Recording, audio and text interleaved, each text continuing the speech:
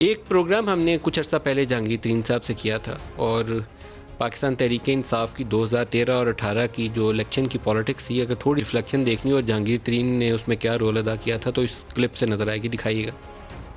13 की इलेक्शन हुई, हम बुरी तरह हार गए। ठीक है, धांधली हमने छोड़ किया, धांधली हुई मगर चंद सीटों पे हुई। मैं सिर्फ चंद सीटों पे थी। सुने ना मेरी बात, और मैं खुल के बात कर रहा हूँ। मैं गया खान साहब के पास, मैंने कहा जी हमने अगली इलेक्शन जीतनी है, इस तरह जिस तरह हमने पिछली इलेक्शन लड़ी है और हमें टिकट दिए हम नहीं जीत सकते। उन्होंने कहा मतलब क्या तुम्हारा?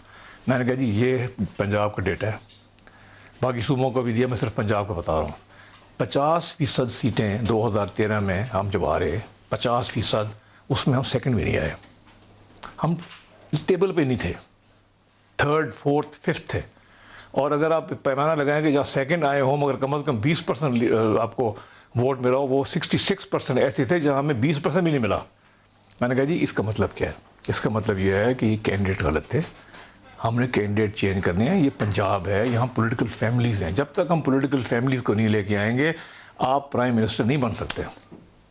ये बात फिर बहुत इसमें पार्टी में एक बहुत बड़ा इख्तलाफ हुआ, जिसकी बुनियाद है जो मेरी मुखालफत है ना, वो लोग कहते हैं जी जहांगीर तरीन पार्टी टेक ओवर करता है। क्यों? क्योंकि ये अपने लोग लेके आए। बाबा मेरे अपने लोग नहीं हैं, पॉलिटिकल फैमिलीज़ के लोग हैं।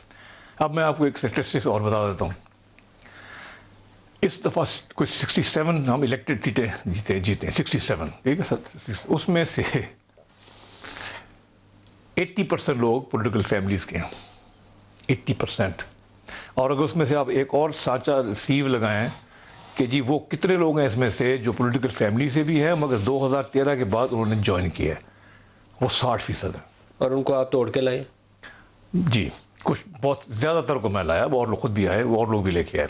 मगर ये सोच लें कि इस वक्त जो असेंबली बैठी है पंजाब में से 60% वो लोग हैं जो पॉलिटिकल फैमिलीज़ के हैं, 60%, और 2013 में हमारे साथ नहीं थे।